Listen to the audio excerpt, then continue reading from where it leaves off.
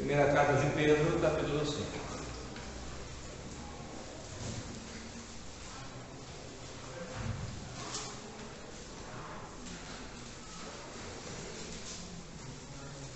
Um convite aos pastores para atitudes nobres. Vou ler do versículo 1 até o 4. Suplico, portanto, aos presbíteros que há entre vós. E presbíteros aqui são pastores, tá? Eu que sou, é Pedro falando, eu que sou presbítero como eles, testemunha ocular dos sofrimentos de Cristo, e certamente coparticipante da glória que há de ser plenamente revelada. Pastoreai o rebanho de Deus que está sob o vosso cuidado, não por constrangimento, mas voluntariamente, como Deus quer, nem por sorte da ganância, mas de boa vontade, nem como ditadores daqueles que vos foram confiados, antes tornando-vos exemplos do rebanho. Ora, assim que o Supremo Pastor se manifestar, recebereis a imperecível coroa da glória. Então estamos quase terminando a primeira carta de Pedro. Domingo que vem temos mais uma parte, que é do versículo, nós lemos aqui do versículo 1 ao 4, então a outra parte é do versículo 5 até o versículo 10. E terminamos essa carta aqui. Já estamos há algum tempo vendo sobre ela, e tem abençoado a minha vida, creio que a sua vida também. E a próxima parte vai falar sobre os jovens. Como que os jovens devem ser. Aqui, ó, um convite aos pastores para atitudes nobres. Próxima mensagem, um convite aos jovens crentes para atitudes nobres. Agora, por que eu não coloquei um convite aos pastores crentes? Porque um pastor precisa ser crente para ser pastor. Um pastor do Senhor, de Deus. Irmãos, um pastor, ele precisa agir como um pai. Um pai ama seus filhos. E um pai quer o bem dos seus filhos. E um pai quer ver os seus filhos felizes. Mas não felizes no pecado, no erro, felizes. Um pai crente quer ver os seus filhos felizes, servindo a Deus felizes. Mas às vezes um pai precisa dizer não para o seu filho, não é verdade? Às vezes um pai precisa ser mais duro com o seu filho. E o pastor tem esse mesmo, ele anda por esse mesmo caminho. O rebanho que a Bíblia fala é de Deus, as ovelhas são do Senhor. Só que o Senhor estabeleceu, as senhoras estão estudando, né, sobre os oficiais da igreja. O Senhor Deus estabeleceu pastores nas suas igrejas porque Ele quis. Ele disse: olha, as ovelhas são minhas, o rebanho é meu, eu vou chamar alguns dentre esse rebanho, que eu quero que eles me representem, cuidando das minhas ovelhas, cuidando do meu rebanho. E uma das grandes alegrias que eu tenho é quando eu percebo crescimento na vida de irmãos e percebo irmãos felizes. Porque essa felicidade contagia a igreja toda. Desde 2008, que tenho assumido aqui, está o pastor Eduardo, então não vou falar do ministério dele, vou falar do meu. Desde 2008, tem irmãos que têm vindo para mim, irmãs têm vindo para mim e crianças. Mas principalmente esse ano assim, tem chovido de irmãs, irmãos e crianças. E que têm vindo para mim e dizem assim: pastor, eu tenho sido muito feliz. Criança tem vindo para mim: pastor, eu adoro vir nessa igreja e tenho sido muito feliz com isso. E isso é uma alegria, porque contagia todo mundo. Graças a Deus. Então, assim, o pastor de ovelha, ele cuida do rebanho do Senhor.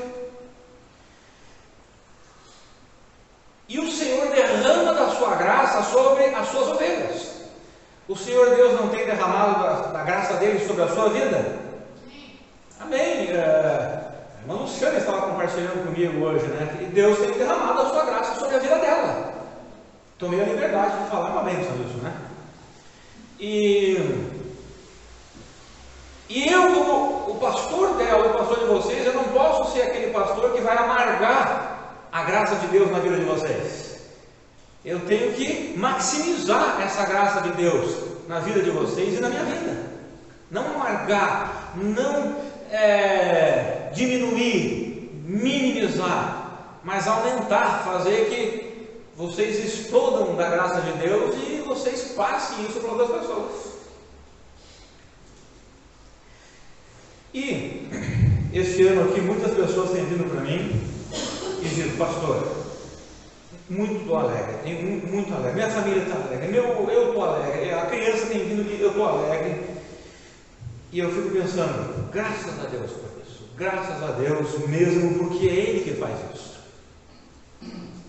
Eu apenas sou, e nós vamos cantar um hino no final, lembra aquele hino 412, o pastorzinho que é o Davi? É só um pastorzinho que procura fazer a vontade de Deus. Lembra que o nosso versículo ali, ó, o versículo 2, olha lá o versículo, só um minutinho, deixa eu ver se eu acho aqui.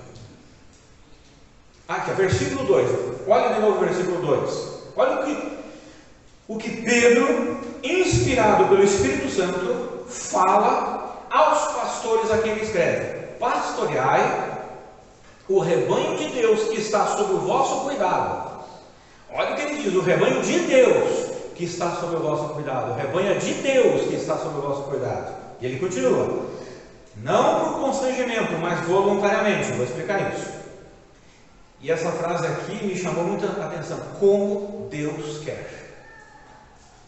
Não é como o pastor Rafael quer. Não é como o pastor fulano quer, pastor Eduardo quer, pastor Alex quer e assim por diante. É como Deus quer. É claro que cada pastor tem uma filosofia de ministério, né? Nós não podemos misturar isso. Mas é como o Senhor quer. Aqui. Eu quero ler uma frase. Esse livro aqui, eu estou gostando muito desse livro aqui, eu indico. O Significado do Casamento de Tim Keller, tá? Ótimo livro. Homens devem ler esse livro. Às vezes não gostam muito, né? Mas tem que ler esse livro aqui. Só que essa frase ele fala para a igreja. Essa frase que eu vou ler. Ele diz assim, abre aspas: cada página da Bíblia afirma que é impossível realizar sozinho a jornada rumo a este horizonte. Devemos encará-la e compartilhá-la com irmãos, irmãs e amigos do coração.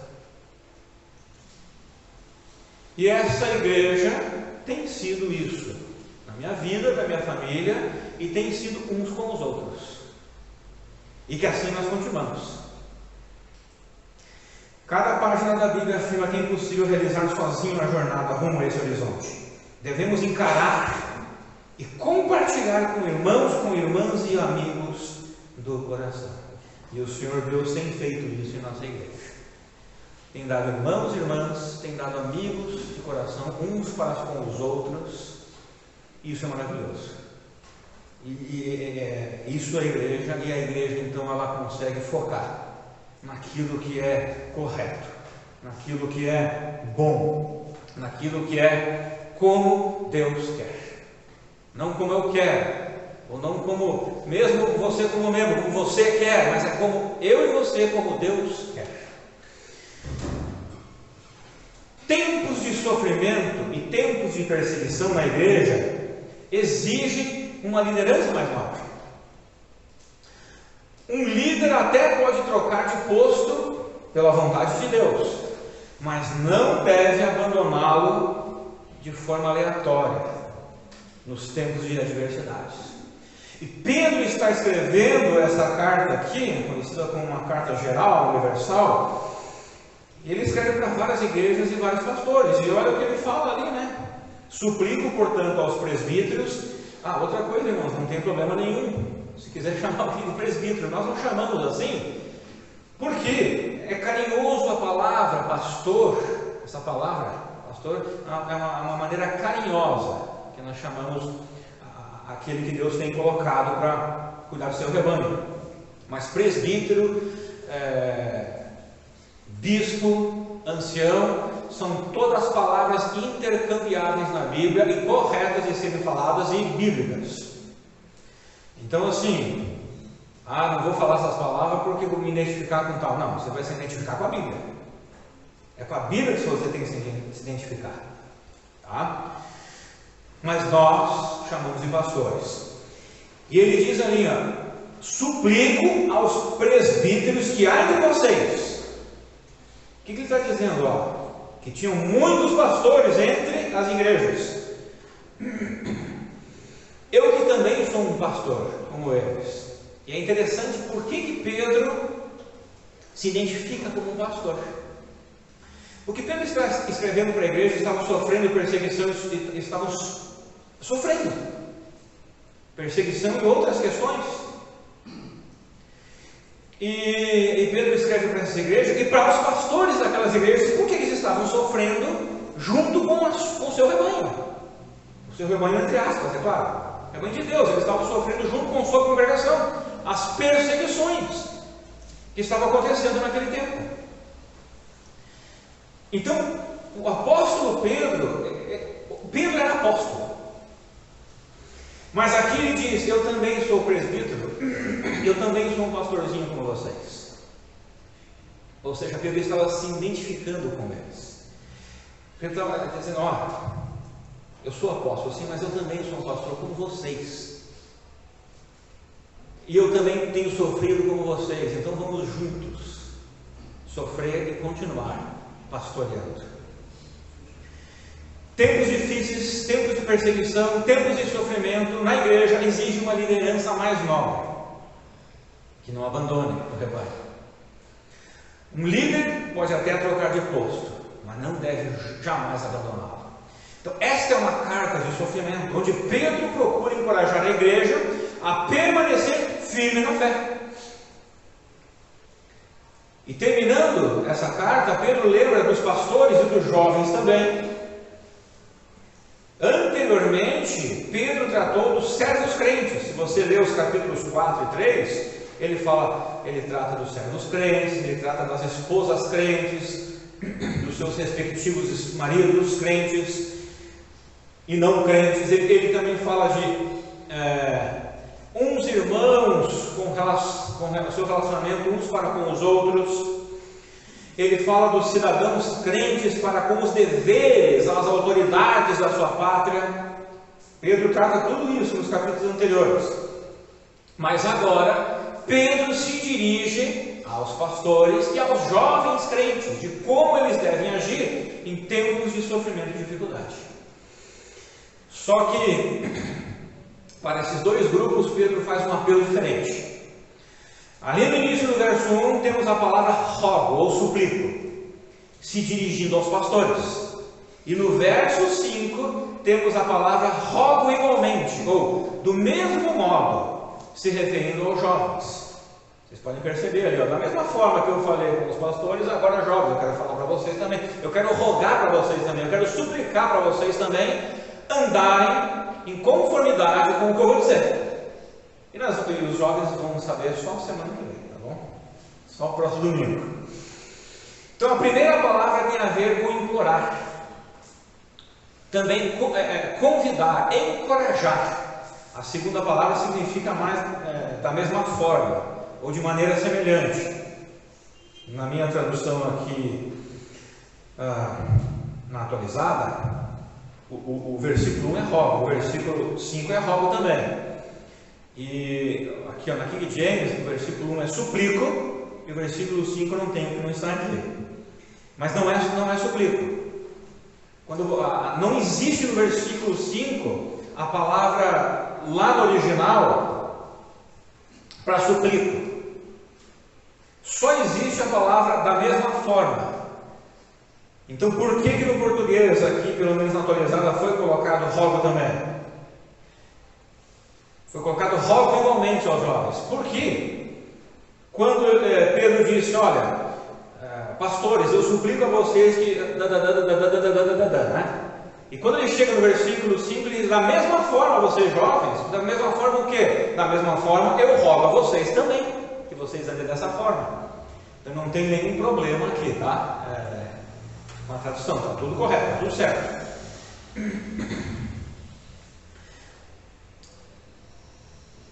Então, irmãos, tempos de sofrimento e perseguição exigem isso, de pastores, de jovens, de qualquer pessoa. Pedro faz um convite com clamor. Não é um simples convite, mas é um convite com clamor, para que pastores e jovens crentes vivam com atitudes nobres diante das dificuldades. E nesse momento aqui, então, eu quero tratar somente sobre os pastores, com os pastores e atitudes nobres que Deus requer deles no serviço ao ministério pastoral. Agora, claro que são atitudes nobres que valem para toda a igreja, para todos nós. Pedro começa fazendo um clamor aos presbíteros das igrejas cristãs para que eles pastoreiem o rebanho de Deus. Então, como eu já falei, ele é presbítero, bispo e ancião. São palavras sinônimas, intercambiáveis aqui no Novo Testamento para pastor. Os pastores, ou os presbíteros, eram os líderes das igrejas cristãs. E esta palavra, presbítero, remetia a um homem de mais idade que pastoreava o rebanho de Deus. Mas não bastava apenas ter mais idade. Não era só isso. A questão não era só ter mais idade. A questão, com mais idade, ele teria mais experiência, mas significava que ele era com mais idade e tinha maturidade espiritual. Ele precisava ter maturidade espiritual.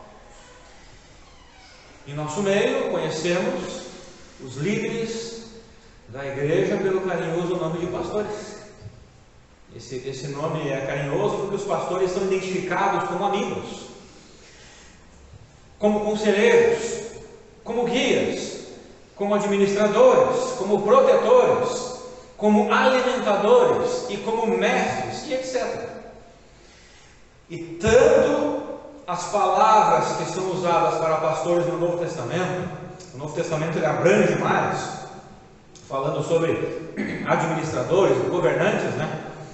Mas quando você vai para as palavras, que não lembro agora, lá no hebraico do Velho Testamento, o pastor de ovelhas, ele alimentava, ele guiava, e ele orientava as ovelhas. Então, no Velho Testamento, o pastor era visto mais como um amigo, um conselheiro, um alimentador, que alimentava as ovelhas. Pedro se identifica como um presbítero. E aqui nós encontramos então um exemplo de um líder já com certa idade. Olha o que Pedro falou lá, no versículo 2, né? Não, 1. Rogo, pois, aos presbíteros que há entre vós, eu presbítero como eles, e testemunha dos sofrimentos de Cristo. Pedro está dizendo: eu fui testemunha dos sofrimentos de Cristo, não só testemunha de ver, como ele diz aqui, uma testemunha ocular, mas Pedro sofreu também. Pedro compartilhou dos sofrimentos de Cristo. Ou seja, alguém que já passou por certas experiências com Cristo. Pedro, como um presbítero, havia testemunhado os sofrimentos de Cristo, e não só testemunhado, mas ele compartilhou desses sofrimentos. Então pode ser que os pastores daquela época também estavam passando por dificuldades, por causa das perseguições. E Pedro motiva eles, dizendo a eles que ele, um dos apóstolos, também era um pastor de ovelhas. E essa era uma grande motivação. Um apóstolo se identificando com um pastor, né? Um dos 12 que andaram com Cristo, né? Nível hard, dizendo: eu sou como vocês. E eu não só testemunhei, porque Pedro ele fala aqui que testemunhou os sofrimentos de Cristo, mas nós soubemos pelo Novo Testamento que Pedro passou por sofrimentos que Cristo passou. E Pedro está dizendo: olha, fiquem firmes, porque eu sou como vocês, tá? E eu sofri, tenho sofrido como vocês também. Então Pedro, olha o incentivo que Pedro dá para aqueles pastores. Ele incentiva eles. Eu sou igual a vocês. Vamos nos dar a mão e ir juntos. E outra motivação é que Pedro se identifica com eles, em que participou e vai participar com aqueles pastores que estão passando dificuldades, na glória de Deus que se manifestaria no futuro. Porque ele diz isso lá no versículo 1, né?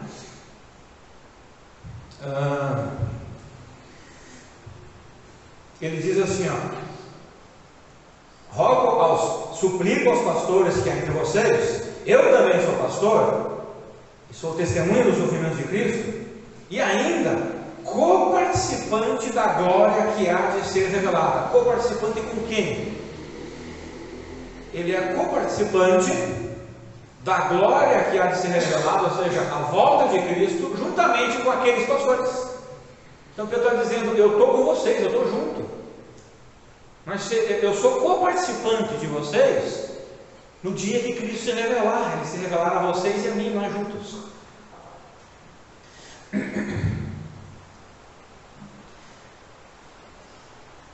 Então esta é a motivação, pastorear juntos. Pastorear com voluntariedade, o versículo fala, de boa vontade e com bom exemplo. É o que o texto está falando. Essas três questões aqui, novas. Pedro informa que as ovelhas são de Deus, e Deus tem confiado o seu rebanho para certos homens, os presbíteros, para pastorear o rebanho que Deus os confiou. Pastorear o rebanho é principalmente alimentar o rebanho. Este é o principal objetivo de um pastor. Alimentar significa ensinar. Por isso o pastor deve ser preparado e apto para ensinar. Ensinar a palavra de Deus, ensinar as verdades de Deus, básicas. Não adianta ser um acadêmico e não saber as coisas básicas do Evangelho. Está falhando em ser um bom pastor. Não estou sendo não sou um anti-intelectual, tá? Você não sabe. Mas há esse risco de que alguns correm, de saber isso aqui e não saber dar um discipulado para uma criança, para um idoso, para uma senhora. Precisa ter experiência com Cristo, como Pedro disse. Precisa passar pelos mesmos sofrimentos, não digo mesmos, mas precisa passar também pela experiência que Cristo passou. Precisa andar com Cristo. Um pastor, então, por isso um pastor deve ser preparado e apto para ensinar. E este alimentar, que é ensinar, se refere a proteger, se refere a cuidar, se refere a orientar e a aconselhar. Imagina eu chegar aqui e começar a ensinar vocês palavras estranhas da teologia, que só os hard conhecem. Eu não estou alimentando nem protegendo vocês, estou mais me parecendo. Alimentar é o que é dar o verdadeiro evangelho às ovelhas, que necessitam para viver as suas vidas de segunda a segunda-feira, as suas batalhas nas suas casas, nos seus trabalhos, nas suas escolas, nas suas faculdades. Isso é alimentar, isso é proteger. O que Paulo disse? Paulo ele estudou os pés de Gamaliel. Gamaliel era a Harvard daquele tempo, né? E Paulo disse: isso é esterco. Paulo disse aquilo. Agora não, Paulo usou aquilo em favor do Evangelho. Paulo usou tudo aquilo que ele recebeu de Gamaliel para glorificar o nome de Deus. E é assim que nós devemos ser. Usar tudo que Deus tem nos dado, as capacidades que Deus tem nos dado, seja um financeiro, seja de estudos para glorificar o nome de Deus. Como Paulo fez, ele glorificou o nome de Deus com toda a inteligência que ele tinha. O livro de Romanos é um livro muito bem escrito, né? num nível muito alto.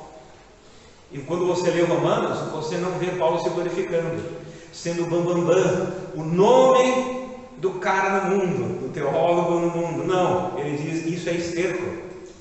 Paulo foi muito forte. Infelizmente hoje tem alguns pegando esse esterco e glorificando o seu nome. E o nome de Cristo fica para baixo. E as ovelhas ficam sem alimento. Um pastor até pode realizar outras tarefas entre o rebanho. Mas o objetivo principal é o de alimentar o rebanho. E o rebanho bem alimentado deve se levantar de seu lugar e praticar as demais tarefas. Um rebanho bem alimentado, ele se levanta com motivação para realizar as demais tarefas. Que demais tarefas? Muitas. A igreja, eu já ouvi pessoas dizendo assim, se você for para tal igreja, aquela igreja grande, você não vai fazer nada naquela igreja que é muito grande. Não. Uma igreja quanto mais grande, e uma igreja não só grande, mas uma igreja grande que glorifica o nome de Deus, que ela quer fazer mais e mais e mais por Deus, e sempre vai ter muito mais para fazer e mais pessoas para fazer. Não é grande só no sentido de todo mundo senta e fica lá. Não, é grande porque gente no passado fez, no presente está fazendo e precisa de gente no futuro para continuar fazendo e crescendo e multiplicando. Se Deus providenciou e preservou um livro desse tamanho aqui para as suas ovelhas, né? Alguns irmãos aqui já têm dito que já leram a Bíblia algumas vezes. É um livro grande, né? Eu já li algumas vezes, mas eu não tenho tudo aqui, tem coisa que eu esqueço, eu não sou um computador, né, que grava lá. Mas se Deus providenciou tudo isso aqui para nós, por que eu vou começar a pregar fora daqui? Deus providenciou isso para nos alimentar, irmãos. A palavra de Deus para nos alimentar. E é disso que as ovelhas precisam, e eu ovelha como vocês. Desse alimento que nós precisamos.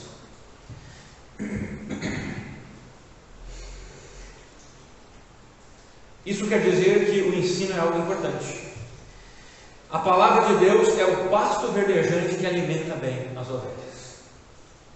Então as ovelhas bem alimentadas, elas vão testemunhar do Evangelho, elas vão evangelizar, elas vão colaborar com a igreja, com missões, elas vão convidar.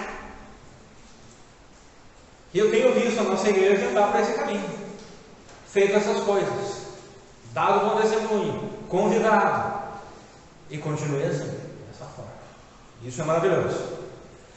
Pastorar espontaneamente ou voluntariamente pode ser por desejo de cuidar, proteger e ajudar e orientar o rebanho. Tem que haver esse desejo. É um desejo de ver o rebanho de Deus crescendo e se desenvolvendo. E dessa forma não deve ser alguém preguiçoso, um pastor preguiçoso, ou fazendo o trabalho sob pressão, por constrangimento, simplesmente por obrigação. Eu preciso fazer isso por obrigação. Eu vou preparar alguma coisa aqui, eu coloco lá na, como é que é o nome? Chat GPT, isso.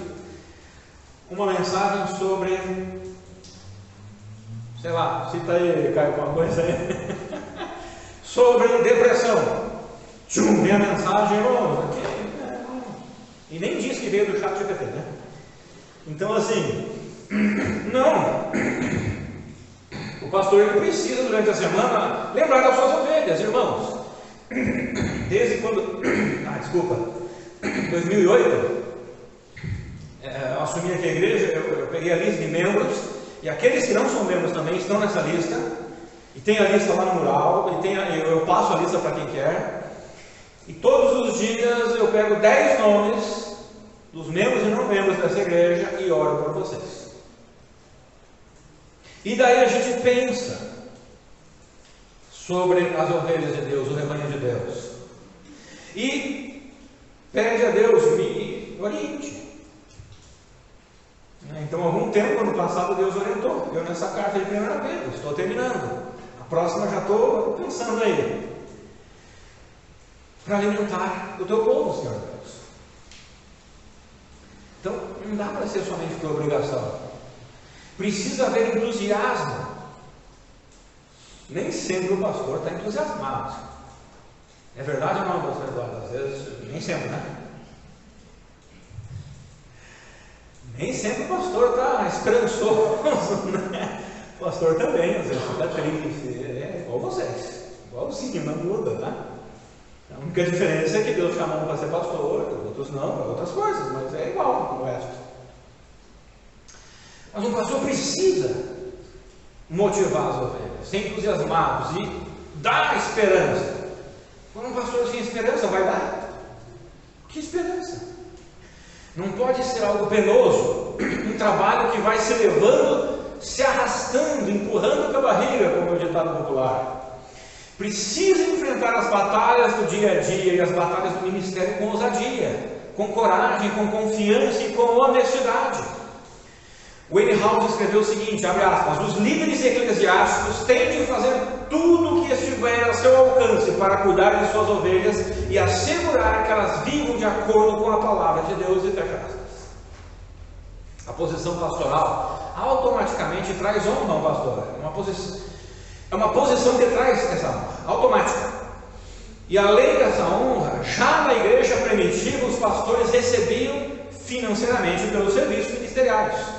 E que isso não é incorreto se fazer. MacArthur comentou o seguinte, abre aspas, a escritura é clara quando diz que as igrejas devem pagar bem pelos seus pastores. Porém, o desejo de ganhar dinheiro sem merecer nunca deve motivar o serviço dos ministros, fecha aspas, porque é o que ele fala nesse texto aqui. Há pastores que ganham 1.000, há outros que ganham 10.000. Verdade, ganha 10.000 aqui no Brasil. Tudo bem com isso, desde que a motivação de ambos, do que ganha 1.000 e do que ganha 10.000, não seja o lucro, mas o serviço voluntário. O valor vai depender do tamanho e condições da igreja. Mas o esmero em alimentar o rebanho adequadamente pode ser o mesmo, tanto do que ganha pouco como do que ganha mais. A motivação sempre deve ser em desejar ver as ovelhas se desenvolvendo na vida espiritual e nos ministérios da igreja. Outra exortação de Pedro é para que os pastores não sejam ditadores. Então nós vimos ali a primeira questão que Pedro fala, não pastorear penosamente, empurrando com a barriga, ou seja, por constrangimento, só por pressão, eu preciso, obrigação de fazer aquilo. Não, eu quero ir lá, eu quero deixar a palavra do Senhor e eu quero ver esse povo crescer. Eu quero ver esse povo proclamar a mensagem, eu quero ver esse povo testemunhar e viver a mensagem e se desenvolver espiritualmente. Eu desejo ver as ovelhas felizes, alegres e contagiando uns aos outros com essa alegria. E graças a Deus isso tem acontecido na nossa igreja, né? Tenho visto irmãos alegres, felizes e contagiando outros. Glória a Deus por isso. Ele é que é o merecedor de tudo isso, ele morreu na cruz, não fui eu. Depois Pedro, então, aqui ele fala sobre pastores, cuidar, né, para não por causa de ganância, só pelo dinheiro. Eu já expliquei aqui, né? Não importa quanto ganha, pode ganhar até mais do que 10. O que importa é que o coração dele é o mesmo daquele que ganha pouco. Outra exortação de Pedro é para que os pastores não sejam ditadores, irmãos. Eu tenho dito aqui já há algum tempo e repito: eu não sou dono de ovelhas, sou pastor de ovelhas. Infelizmente, e principalmente entre uma ala fundamentalista, que é mais hiperfundamentalista, pende para ter pastores ditadores, pastores que mandam nas almas das pessoas, que governam os mínimos detalhes da vida das pessoas. Eu tenho dito para muitas pessoas que têm vindo conversar comigo, seja no escritório ou fora, eu tenho dito assim: olha, eu vou te orientar biblicamente, te aconselhar, a decisão é sua. Eu não mando na sua vida, eu não vou dizer assim, ó, eu estou te falando isso, e se tu não fizer, tu vai ver. Né? Algumas igrejas aí tinham uma cultura, ou tem ainda, de ameaçar, né? Vai para a assembleia, vai para a sessão. Coisa ridícula fazer isso, e imatura. Eu não gosto desse tipo de ameaça, que eu já ouvi no passado. Não. Lá em Romanos, o que Deus disse para os ímpios? Tá bom, vocês querem viver no pecado de vocês? Beleza. Vou entregar vocês para vocês escolher os frutos das escolhas de vocês.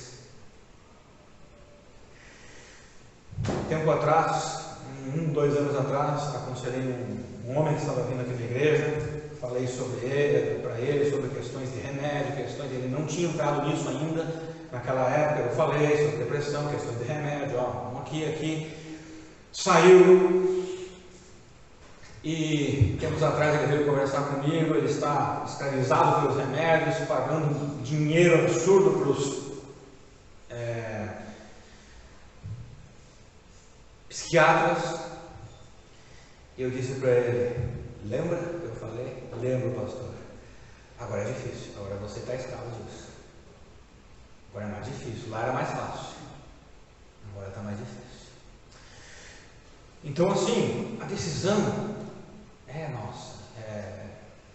O pastor aconselha, ele orienta, e nós é que vamos decidir o que vamos fazer com nossas vidas. Só que nós vamos ter que colher os frutos das nossas decisões.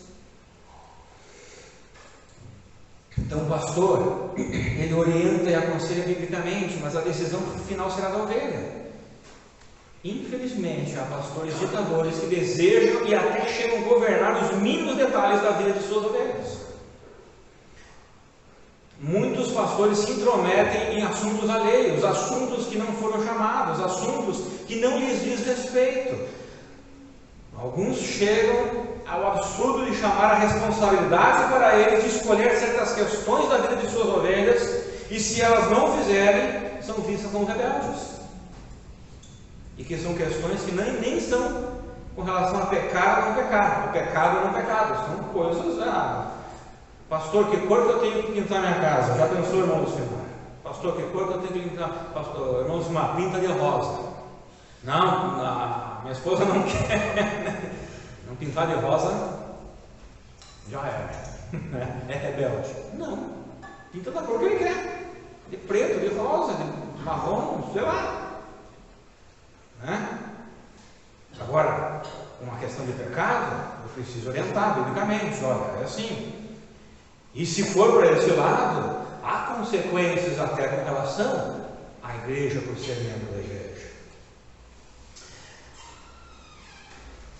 Pastores não devem ser pequenos papas. Essa é a grande verdade. Não temos e nem devemos ter papas batistas. Infelizmente, eu tenho percebido uma tendência em alguns para ser papa batista. Pastores devem apenas governar, alimentar as ovelhas da sua igreja, do seu rebanho, não dos outros. Constable escreveu que um presbítero deve liderar dando um exemplo de vida piedosa que outros possam seguir, em vez de conduzir as pessoas adiante com comandos autoritários. E os irmãos podem depois ver isso em 1 Timóteo 4,12 e 2 Tessalonicenses 3,9. Uma vez faz muito tempo, eu afirmei a um pastor que a igreja local é autônoma. E ele respondeu o seguinte: autônomo até onde? E eu respondi: autônomo até o final. Os batistas, eles são, uma das características que os batistas são conhecidos, uma delas é o batismo por imersão. Lá no tempo de Thomas Helwys, no tempo de John Smith, Menon Simons, tempo da Reforma. E outra característica que os batistas são bem reconhecidos é a liberdade cristã, liberdade de opinião. liberdade de poder falar. E nós não podemos perder essa liberdade. Nós precisamos sempre lutar por essa liberdade. Há limites para tudo, é claro. Mas nós precisamos cuidar com os papas batistas ao nosso redor. A origem dos batistas foi manchada com muito sangue pela luta da liberdade do papado. Não é verdade? Só estudar a história. Nos Estados Unidos, os batistas lá, muita luta para a liberdade religiosa. E de papados posteriores, depois que vieram ter, não devemos perder isso em nosso meio. Deus tem chamado homens para pastorear e não para se apoderar de suas ovelhas. Pedro exorta os pastores a não desanimarem diante dos percalços da vida ministerial. O desânimo pode levar à preguiça ou o peso de precisar pastorear.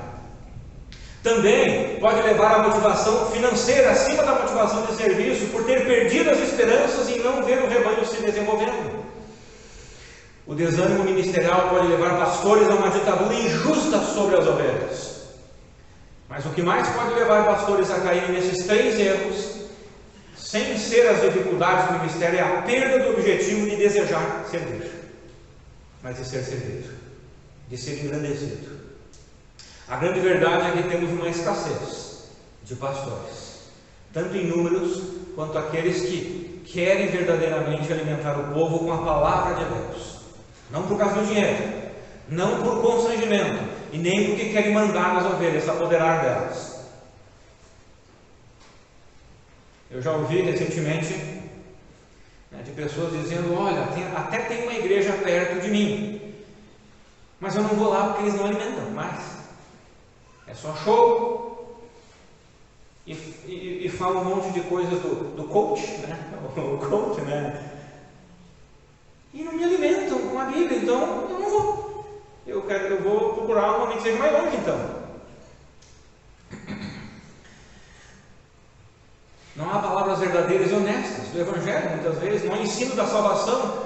Não há exortação quanto à santificação. E as ovelhas com fome vivem nesse mundo magras porque lhes falta alimento. E falta alimento porque pastores estão cedendo ao príncipe deste mundo. Estão cedendo às pressões seculares, até mesmo cedem às ovelhas das suas igrejas, que os pressionam a fazerem outras coisas e acabam não se dedicando ao ensino da palavra de Deus. Lembra quando houve a origem dos diáconos, as viúvas que eram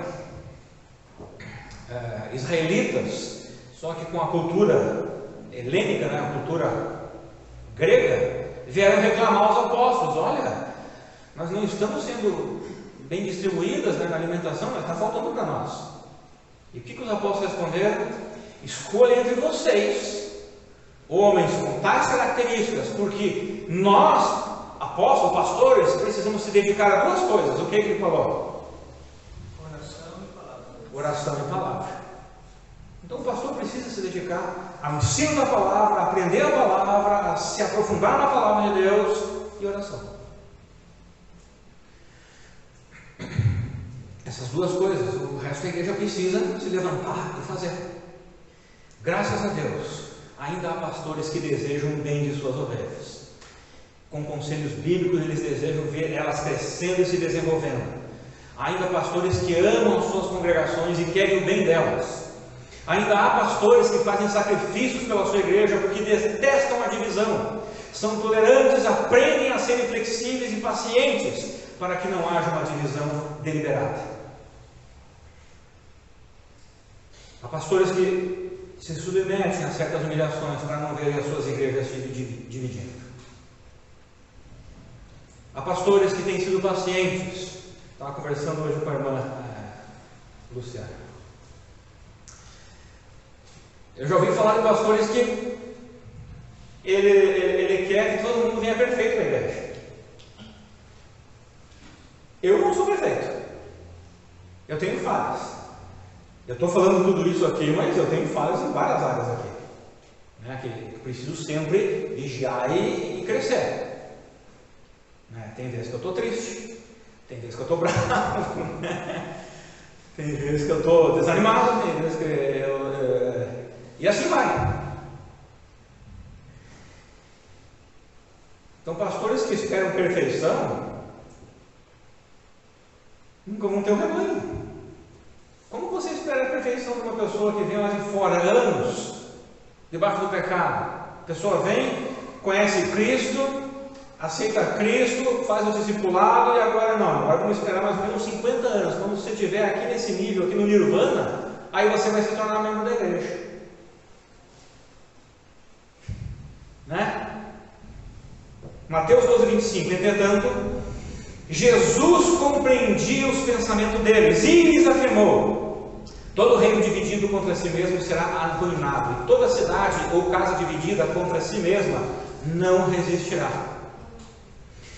Lucas 11:17. Mas conhecendo ele o que se lhe passava pela mente, afirmou-lhes: todo reino dividido contra si mesmo será arruinado, da mesma forma que uma casa dividida contra si mesma ruirá. Jesus, ele entendia isso. Mateus entendia que a divisão é ruim para qualquer um, seja para uma família. Há irmãos aqui que tiveram experiências dolorosas com divisão na família.